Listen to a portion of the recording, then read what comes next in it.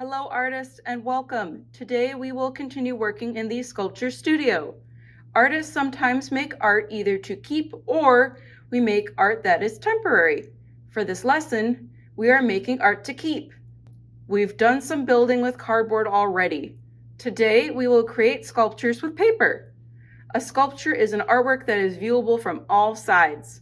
Today we are going to use techniques that I will show in the demo, and you will create a park.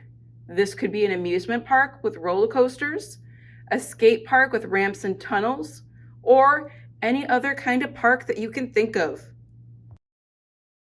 The materials that you are going to use today are cardboard, paper, markers or crayons, scissors, a pencil, glue, something to use as a straight edge, such as a book. For students at home, you can use cardboard or paper as a base, and you can also get paper from your sketchbooks at home.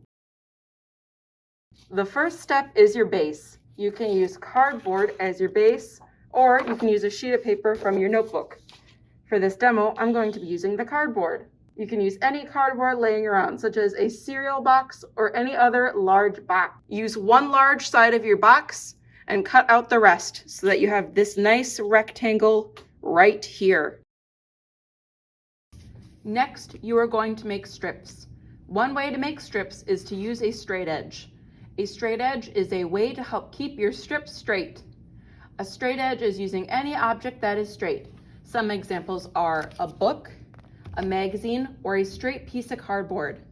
The strips should be about 1 inch wide and the length of your paper. So now let's make a few strips. I'm going to use my book as a straight edge. You are going to use a pencil to draw a line, but for this demo, I'm going to use a Sharpie. So I'm going to put it at the top of the paper. I'm going to draw all the way down, and then I'm going to move it over. I'm going to draw another one, and I keep going till I've used up the paper.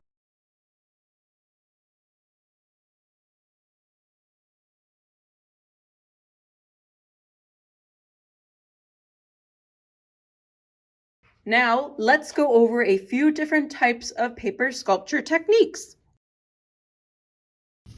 To make a fringe, fold your strip in half the long way, so that you have a visual line. Then you're going to cut only on one side of the line, like this. So see how it's only on one side? You want to do this so that you don't cut through to the other side. You can also have thick or thin fringes depending on how you space out your cuts.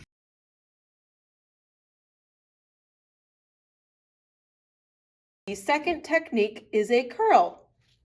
Here is an example of a curl. One way to make a curl is to take your strip and wrap it around a pencil. And then you take it off and you have your curl. You can also make it looser by loosening it up by stretching out so you have a loose curl. The other way to make a curl is to roll it in your hands just like this. The third technique is a fan fold. Here is an example of a fan fold. To make a fan fold, take your strip and fold it forwards and backwards like an accordion. So here we're going to go forward, and then we're going to go backwards, forwards. Gonna lift that up a little, and then we can go backwards.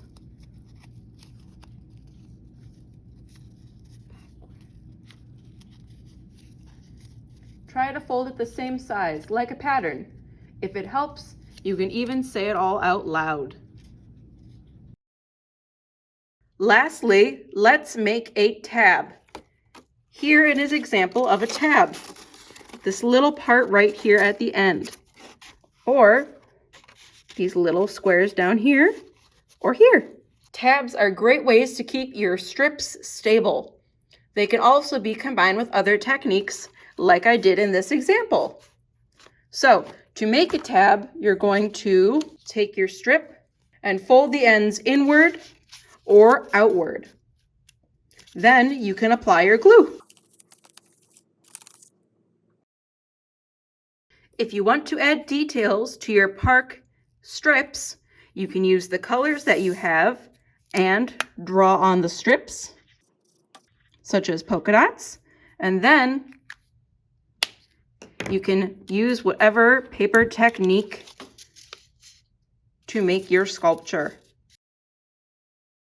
Now that we've done a few different strips with the technique shown, let's now put them together to make our park.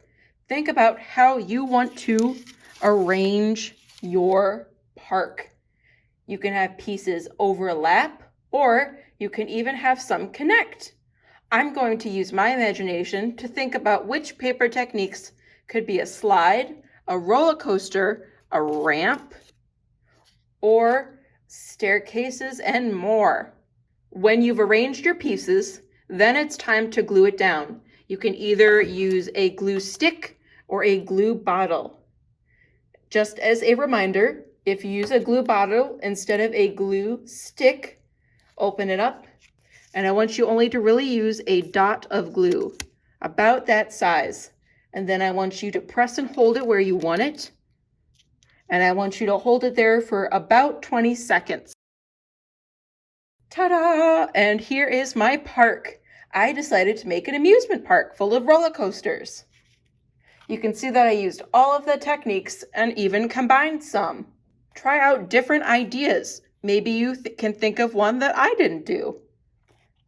I want you to at least make one of each of the techniques that I've shown you in the video. See you next time, artists!